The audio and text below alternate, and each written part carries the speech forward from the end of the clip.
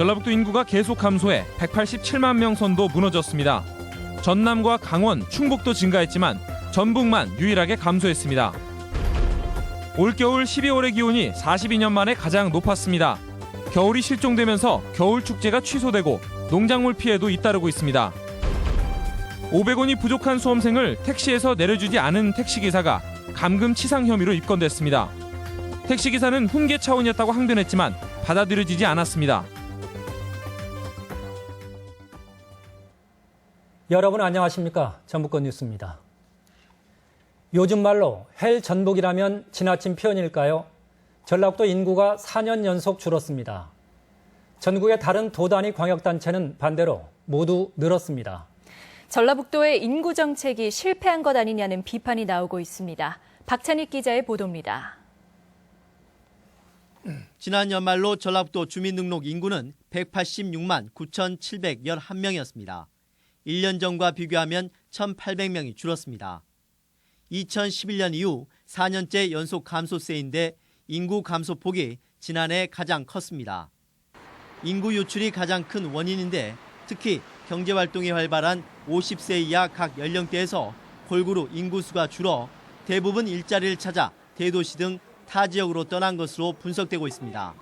이왕이면 도내에서 취업자리를 알아보고 싶은데 취업자리가 없다 보니까 어쩔 수 없이 타지로 알아보고 있는 상황이에요. 충격적인 것은 전남이나 충남, 강원도 등 다른 도단위 지역들은 모두 인구가 증가했고 전라북도만 유일하게 감소했다는 점입니다. 서울과 일부 광역시가 감소했지만 이는 주변 배드타운으로 빠져나간 것으로 전북의 인구 감소와는 전혀 의미가 다릅니다. 이 때문에 그동안 전라북도와 각 시군이 적극적으로 홍보했던 기업 유치를 통한 일자리 창출과 출산 장려, 귀농 귀촌 등 정책이 헛구에만 그친 것이라는 비판이 나오고 있습니다. 어떤 단기적인 그런 처방보다는 기업 유치나 일자리 창출 분야 이런 지역 경제 활성화 측면이 굉장히 좀 중요하다고 보면서요. 이런 부분을 중장기 대책으로 저희가 최대한 노력을 하면서 도내 65세 이상 노인 비율은 17.8%, 지난해 또 0.6%포인트 증가했는데 인구 감소가 초고령화 현상으로 이어져 전라북도의 성장 동력을 가로막는 악재가 되고 있습니다. MBC 뉴스 박찬익입니다.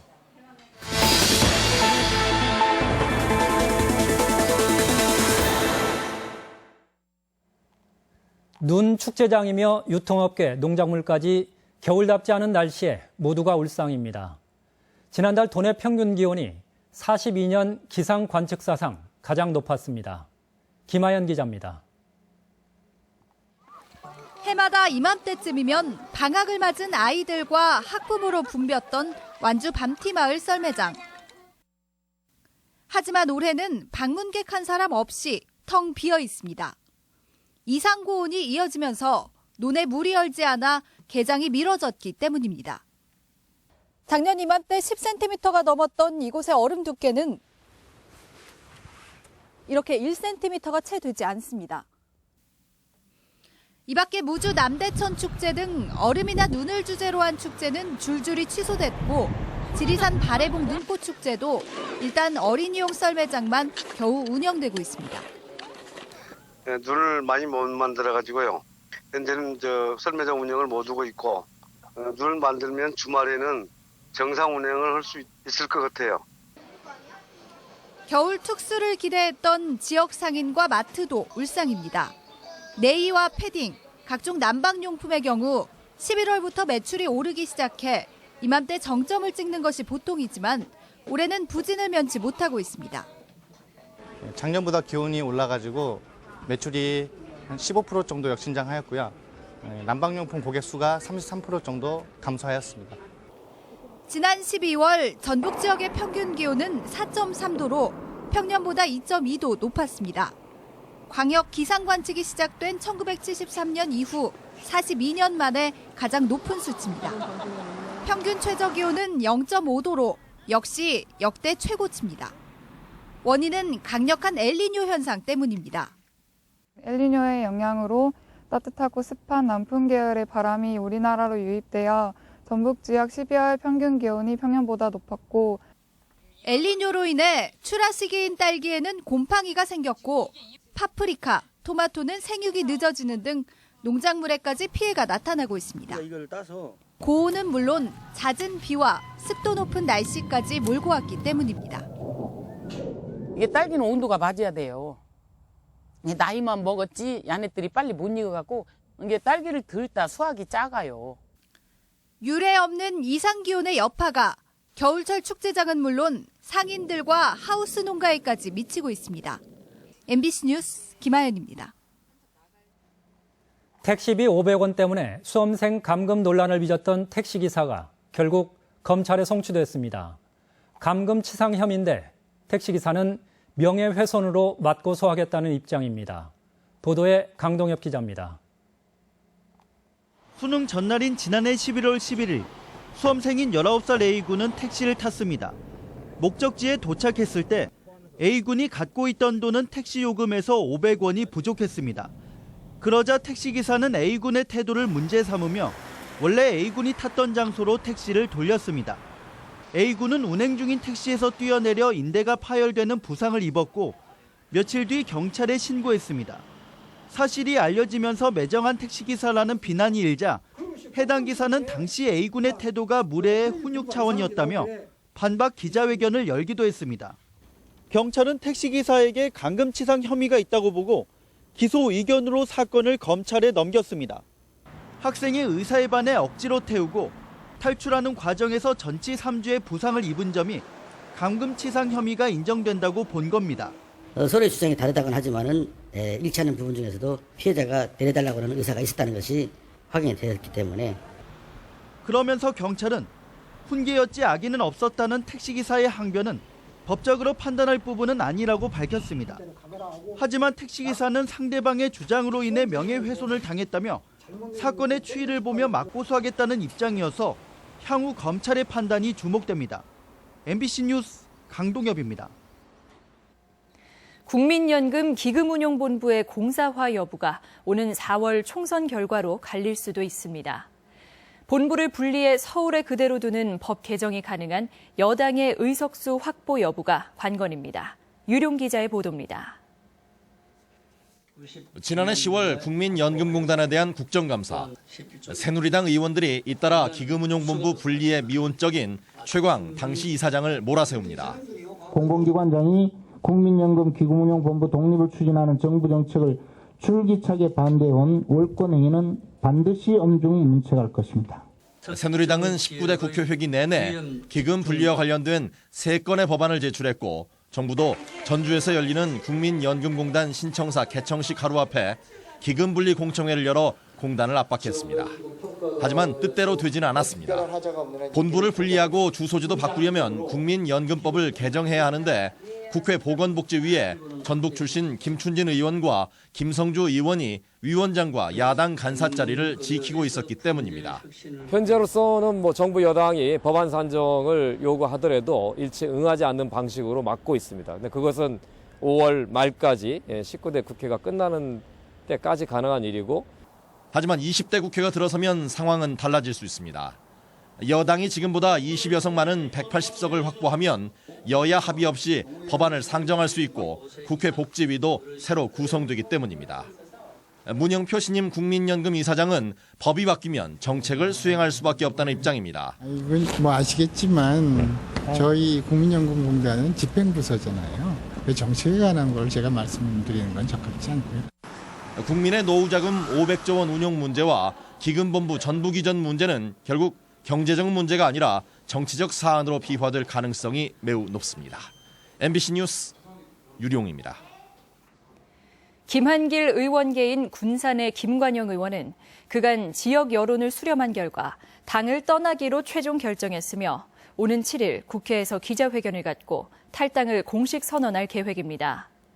김관영 의원이 당을 떠날 경우 현역으로는 유성엽 의원에 이어 두 번째로 현재 관망세를 보이고 있는 전북도당의 상황 변화에도 파장을 미칠 것으로 예상됩니다.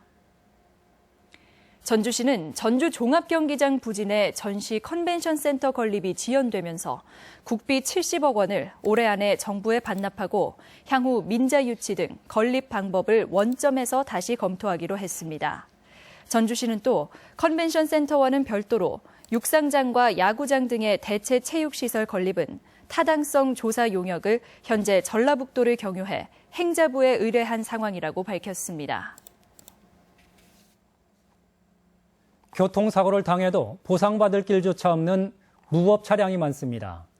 차량 명의자와 실소유자가 다른 속칭 대포차인데 음성적으로 거래돼 단속도 어렵습니다. 그 실태를 이경희 기자가 보도합니다. 지난 20일 새벽 5시 반쯤 신호대기 중이던 차량을 마주오던 차가 그대로 들이받습니다. 앞에 있던 택시와 뒤에 서 있던 승용차를 연달아 들이받으면서 승객과 동승자까지 모두 4명이 다쳤습니다. 하지만 가해 차량 운전자는 차를 버리고 달아났습니다. 경찰이 차량 소유자를 찾았지만 소유자와 운전자가 다른 대포차였습니다. 조사 결과 실소유주인 A씨가 채무 문제로 차량을 담보로 잡혔고 음성적으로 유통되다 결국 교통사고 가해자인 C씨에게 흘러가게 된 것으로 추정됩니다. 당한 피해자인데 자사 처리 제 돈으로 자사 처리해야 되고 잡히기 전까지 일단은 뭐 비용은 다 제국으로 다 나가야 되니까. 국토교통부가 파악하고 있는 우리나라 대포차 대수는 2만 9천 대 정도. 하지만 지난 상반기 단속 건수는 1,600여 대로 5% 수준에 머물렀습니다. 대포차 거래가 활개를 치면서 결국 정부가 칼을 뽑아들었습니다. 음성적으로 유통되다 보니 그간은 유통업자 검거에 머물러 있었지만 앞으로는 사고팔 때뿐만 아니라 운행하는 운전자도 처벌한다는 방침입니다. 이제 2월 달부터는 이제 대포차로 이제 판명된 경우에는 이제 운행 정지를 하고 이제 직권마술을 할 수 있도록. 경찰과 지자체, 법무부, 국세청 등 유관기관과 협력해 단속을 강화할 예정이며 신고 포상금제도 운영해 대포차 규명과 적발을 적극 추진할 방침입니다. MBC 뉴스 이경입니다. 전주지방검찰청은 수질과 수생태계 보전에 관한 법률 위반 혐의로 한국수자원공사 계약직 직원 29살 이모 씨 등 계약직 11명과 연대 책임을 물어 공사를 함께 기소했습니다. 이 씨 등은 지난 2014년부터 용담댐 상류에 있는 진안 장계 하수 처리장에 방류수 자동 측정기기의 수치를 수질 기준을 충족한 것처럼 194차례 조작한 혐의입니다. 대림산업 전주공장이 전북 경제대상을 수상했습니다. 전라북도 상공회의소 협의회는 오늘 전주에서 도내 경제인들이 참석한 가운데 신년 인사회를 열고 제12회 전북경제대상의 대림산업 전주공장을 본상 경영인 부문의 김한 JB금융지주 회장을 본상 기업 부문의 IMI를 선정하고 그동안의 노고를 격려했습니다. 더불어민주당 전북도당은 오늘 전주에서 도내 국회의원과 단체장 등 300여 명이 참석한 가운데 총선 승리를 다짐하는 신년 인사회를 개최했습니다. 국회의원과 단체장들은 축사 등을 통해 어수선한 당의 내부 결속을 촉구했지만 최규성 도당 위원장은 총선 승리를 위해 당을 떠난 야권 인사들과의 통합이 우선이라며 지도부와 시각차를 드러내기도 했습니다. 오늘의 간추린 소식입니다. 전북지방 중소기업청이 도내 중소기업들을 대상으로 지원시책 순회 설명회를 개최합니다. 설명회에는 전라북도와 중소기업진흥공단 등이 참여해 신규 정책과 정보 제공, 구매 상담을 진행합니다. 전주시가 도심의 숲을 조성하고 방치된 빈집은 주차장이나 공동 텃밭으로 조성합니다. 전주시는 아파트 숲과 도로변 녹지 숲 0.7헥타르를 조성하고 벽면 녹화 사업도 추진하기로 했습니다. 전라북도는 과수시설 현대화와 과실 전문 생산단지 4개소를 조성하는데 113억 원을 지원합니다. 군소 브랜드를 통합하고 예담채를 전국 브랜드로 육성하기 위한 홍보도 추진합니다.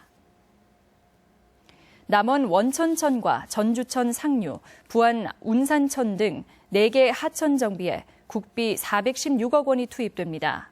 이들 하천은 자연재해 예방과 지리산 등 인근 관광 자원과 연계해 관광지로 조성될 예정입니다.